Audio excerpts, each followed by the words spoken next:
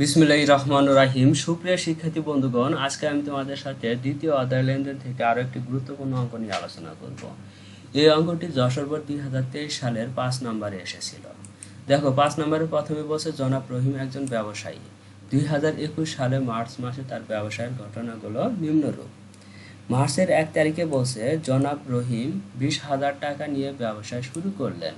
তাহলে জনাব রহিম 20,000 টাকা দিয়ে ব্যবসা শুরু করছে, এটা জাবেদা কি হবে? নগদান হিসাব ডেবিট, মূলধন হিসাব ক্রেডিট। এখানে লেনদেন হতে হলে কিন্তু অবশ্যই দুটি পক্ষ থাকতে হবে এবং অর্থের অঙ্কে পরিমাপযোগ্য হতে হবে। তাহলে এটা কি 1 তারিখেরটা অবশ্যই লেনদেন হবে। 4 তারিখে বলছে রূপালী ট্রেডার্সের নিকট 5,000 টাকার পণ্য ক্রয়ের ফরমাইশ দিলেন। তাহলে রূপালী ট্রেডার্সের নিকট পণ্য ক্রয়ের ফরমাইশ দিয়েছে, পণ্য এখনো ক্রয় করেনি। তাহলে এখানে কিন্তু দুটি পক্ষ সৃষ্টি হয়নি এবং অর্থের অঙ্কে পরিমাপযোগ্য হয়নি, কারণ কেবল পণ্য ক্রয়ের ফরমাইশ দিয়েছে, এখনো ক্রয় করেনি। ক্রয় করার পরে কিন্তু টাকা প্রদান করবে, তাহলে এটা লেনদেন নয়। এরপর দেখো, 6 তারিখে বলছে সেজানের নিকট থেকে পণ্য ফেরত আসলো 4,000 টাকা।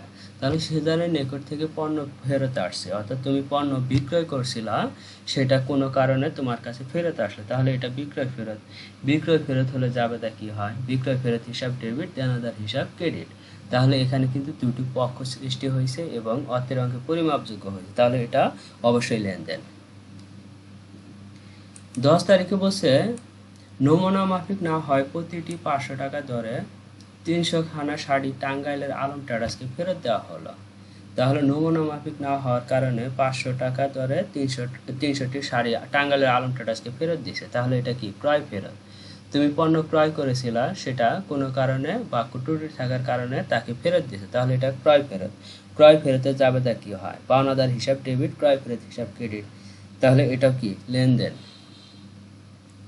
এরপর দেখো, 15 তারিখে বলছে ব্যাংক ঋণ পরিশোধ করা হলো 10,000 টাকা। তাহলে ব্যাংক ঋণ হিসাব ডেবিট, নগদান হিসাব ক্রেডিট। তাহলে এটাও অর্থের অঙ্কে পরিমাপযোগ্য, এটাও লেনদেন। 20 তারিখে বলছে দোকানের একজন কর্মচারী দুর্ঘটনায় মারা যায়। দোকানের একজন কর্মচারী দুর্ঘটনায় মারা গেছে, এটা কিন্তু অর্থের অঙ্কে পরিমাপযোগ্য নয়, তাহলে এটা লেনদেন হবে না। এরপর দেখো, 28 তারিখে বলছে তার গুদামে 3,000 টাকার পণ্য নষ্ট হয়ে গেল। গুদামে পণ্য রাখছে, সেখান থেকে 3,000 টাকার পণ্য নষ্ট হয়ে গেছে। তাহলে এটা হচ্ছে বিবিধ ক্ষতি। আর বিবিধ ক্ষতি জাবেদা কি হয়? বিবিধ ক্ষতি হিসাব ডেবিট, ক্রয় হিসাব ক্রেডিট। দেখো, এখানেও কিন্তু দুইটি পক্ষ সৃষ্টি হয়েছে এবং এটাকে অর্থের অঙ্কে পরিমাপ করা গেছে, তাহলে এটাও অবশ্যই লেনদেন হবে। ক নম্বর বলছে উপরোক্ত যে ঘটনাগুলো লেনদেন নয় তাদের মোট পরিমাণ নির্ণয় করো। খ নম্বর বলছে মার্চের 10 তারিখে লেনদেন অনুসারে একটি ডেবিট নোট তৈরি করো। গ নম্বর বলছে মার্চ 10 তারিখ বাদে উপযুক্ত ঘটনাগুলোর মধ্যে লেনদেন তার সমীকরণ পদ্ধতিতে কারণ সহ উল্লেখ করো। অর্থাৎ যেগুলো লেনদেন আছে সেগুলো সমীকরণ পদ্ধতিতে কারণ সহ উল্লেখ করতে হবে। তাহলে আমরা প্রথমে আসবো ক নম্বরের অ্যান্সার করব। দেখো, ক নম্বরে যে ঘটনাগুলো লেনদেন হয় তাদের পরিমাণ নির্ণয়। তাহলে তারিখ, বিবরণ, টাকা টাকা। তাহলে এখানে প্রশ্নে দেখবো কোনটা কোনটা লেনদেন নয়। 4 তারিখে রূপালী ট্রেডার্সের নিকট 5,000 টাকার পণ্য ক্রয়ের ফরমাইশ প্রদান এবং 20 তারিখে দোকানের একজন কর্মচারী দুর্ঘটনায় মারা যায়, এই দুইটা লেনদেন নয়। তাহলে দেখো, রূপালী ট্রেডার্সের নিকট পণ্য ক্রয়ের ফরমাইশ প্রদান 5,000 টাকা, দোকানের একজন কর্মচারী দুর্ঘটনায় মারা যায়, এখানে টাকার কথা উল্লেখ করেনি, অর্থাৎ কেউ মারা গেলে সেটা অর্থের অঙ্কে পরিমাপযোগ্য হয় না। তাহলে এখানে মোট টাকা কত হবে? 5,000 টাকা। খ নাম্বার বলছে 10 তারিখে লেনদেন অনুসারে একটি ডেবিট নোট তৈরি করো। দেখো, ডেবিট নোট তৈরি করার সময় প্রথমে তোমার একটা বক্স আঁকাইতে হবে। এই বক্সের ভিতর সবার উপরে প্রতিষ্ঠানের নাম লিখতে হবে, তারপরে ডেবিট নোট। এরপর বাম সাইডে লিখতে হবে ডেবিট নোট নম্বর, প্রাপকের নাম, ঠিকানা, আর ডান সাইডে লিখতে হবে তারিখ। দেখো, এই বক্সের ভিতর আর একটা ছক অঙ্কন করতে হবে। প্রথমে ক্রমিক নং, মালের বিবরণ, টাকা। এখানে যদি কেউ শুধু বিবরণ লেখে তারটাও কিন্তু হবে, কেউ কেউ লেখে মালের বিবরণ ও ব্যাখ্যা, তারটাও হবে। দেখো, এখন 10 তারিখের লেনদেন দেখব। 10 তারিখে কি বলছে? নমুনা মাফিক না হয় প্রতিটি 300 টাকা 500 টাকা দরে 300 খানা শাড়ি টাঙ্গাইলের আলম ট্রেডার্সকে ফেরত দেওয়া হলো। এখানে কিন্তু কোথাও ডেবিট নোট দেওয়া নাই, তাহলে ডেবিট নোট নম্বর দেওয়া না থাকলে ওটা ফাঁকা রাখবো। দেখো, প্রথমে প্রতিষ্ঠানের নাম লিখবো। প্রতিষ্ঠানের নাম হচ্ছে জনাব রহিম। দেখো, এটা সবার উপরে থাকে, জনাব রহিম। এরপর একটা ছোট একটা বক্সের ভিতরে লিখবো ডেবিট নোট, বাম সাইডে লিখবো ডেবিট নোট নম্বর। যদি ডেবিট নোট নম্বর দেওয়া থাকে সেক্ষেত্রে এখানে ডেবিট নোট নম্বর লিখবো, না থাকলে ফাঁকা রাখবো। এরপর লিখবো প্রাপকের নাম। প্রাপকের নাম কি ছিল? আলম ট্রেডার্স। তারপর লিখবো ঠিকানা। দেখো এখানে প্রাপকের নাম উল্লেখ করে দিয়েছে। দেখো প্রাপকের নাম হচ্ছে আলম ট্রেডার্স আর ঠিকানা কি? টাঙ্গাইল। এরপর দেখো ডান সাইডে লিখবো তারিখ 10 মার্চ 2021 সাল। তাহলে এরপর লিখবো ক্রমিক নং। ক্রমিক নং কত? 1। 10 তারিখে কি বলছে? নমুনা মাফিক না হয় প্রতিটি 500 টাকা দরে 300 খানা শাড়ি টাঙ্গাইলের আলম ট্রেডার্সকে ফেরত দিল। তাহলে 500 গুণন 300 সমান কত হয়? 1,50,000 টাকা। তাহলে এখানে অ্যান্সার কত হবে? 1,50,000 টাকা। নিচে টাকা এটা কথায় লিখবো কত টাকায়? 1,50,000 টাকা মাত্র। এখানে কিন্তু শেষে অবশ্যই মাত্রা লিখতে হবে, কারণ বাংলাদেশের নিয়ম অনুসারে কোটি টাকা হলেও শেষে মাত্র লিখতে হবে, কারণ এটা বাংলাদেশের নিয়ম।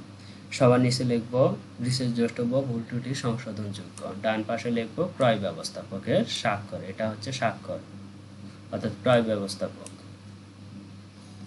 এরপর দেখো গ নাম্বার কি বলছে। গ নাম্বার বলছে মার্চ 10 তারিখ বাদে উপযুক্ত ঘটনাগুলোর মধ্যে লেনদেন তার সমীকরণ পদ্ধতিতে কারণ সহ উল্লেখ করো।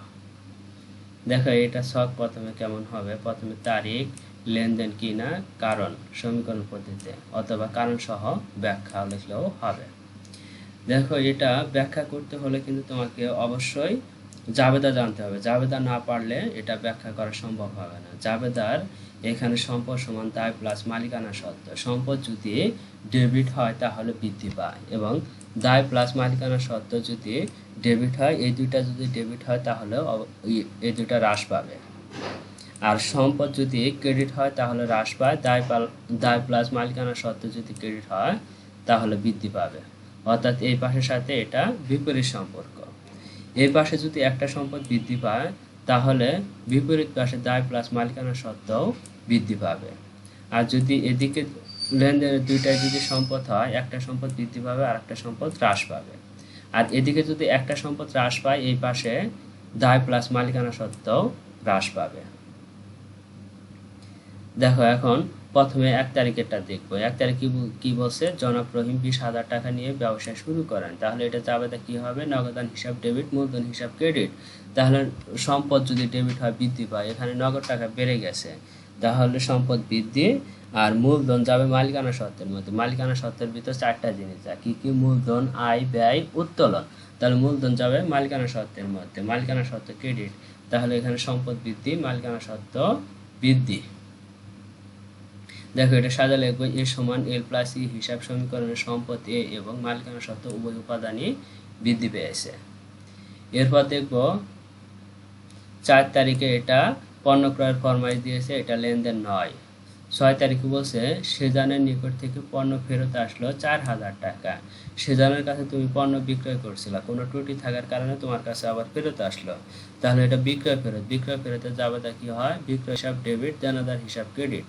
দেনাদার একটা সম্পদ, সম্পদ ক্রেডিট হলে হ্রাস পায়। বিক্রয় একটা আয়, বিক্রয় এটা ফেরত আসছে, এটাও এক ধরনের আয়। তাহলে আয়টা কি? এটা মালিকানা সত্ত্বের মধ্যে যাবে। বলছিলাম কি দায় প্লাস মালিকানা সত্ত্ব যদি ডেবিট হয় হ্রাস পায়। তাহলে দেখো এটা সাজা লিখবো এ সমান এল প্লাস ই হিসাব সমীকরণের সম্পদ এ এবং মালিকানা সত্ত্ব উভয় উপাদানই হ্রাস পেয়েছে। এরপর দেখো 10 তারিখের এটা বলছে, এটা বাদ রেখে বলছে। দেখো গ নম্বরে বলে দিছিল মার্চ 10 তারিখ বাদে উপযুক্ত ঘটনাগুলোর মধ্যে লেনদেন যেগুলো সেগুলোর ব্যাখ্যা দিতে বলছে। তাহলে 10 তারিখের এটাও কিন্তু লেনদেন, এটা দিব না, কারণ এখানে গ নম্বরে নিষেধ করে দিয়েছে। এরপরে 15 তারিখে বলছে ব্যাংক ঋণ পরিশোধ করা হলো 10,000 টাকা। তাহলে ব্যাংক ঋণ হিসাব ডেবিট, নগদান হিসাব ক্রেডিট। ব্যাংক ঋণ হচ্ছে দায়, তাহলে এখানে দায় হ্রাস পেয়েছে, সম্পদও হ্রাস পেয়েছে। তাহলে এটা লিখবো এ সমান এল প্লাস ই হিসাব সমীকরণের সম্পদ এবং দায় উভয় উপাদানই হ্রাস পেয়েছে। এরপর দেখো 20 তারিখে বলছে দোকানের একজন কর্মচারী দুর্ঘটনায় মারা যায়, এটা লেনদেন নয়। 28 তারিখে বলছে তার গুদামে 3,000 টাকার পণ্য নষ্ট হয়ে গেল, পণ্য নষ্ট হয়ে গেছে, এটা বিবিধ ক্ষতি। তাহলে বিবিধ ক্ষতি হিসাব ডেবিট, ক্রয় হিসাব ক্রেডিট, ক্রয় এটা ব্যয়, ব্যয় যাবে মালিকানা সত্ত্বের মধ্যে, বিবিধ ক্ষতি এটাও কি ব্যয়, এটাও মালিকানা সত্ত্বের মধ্যে যাবে। অর্থাৎ মালিকানা সত্ত্ব একবার হ্রাস পেয়েছে আবার বৃদ্ধি পেয়েছে। তাহলে এটা সাজা লিখবো কেমনে, এ সমান এল প্লাস ই হিসাব সমীকরণ মালিকানা সত্ত্ব ই হ্রাস এবং মালিকানা সত্ত্ব ই বৃদ্ধি পেয়েছে। তাহলে আজকের অঙ্ক এই পর্যন্তই। অঙ্কে যদি কোথাও বুঝতে অসুবিধা হয় তাহলে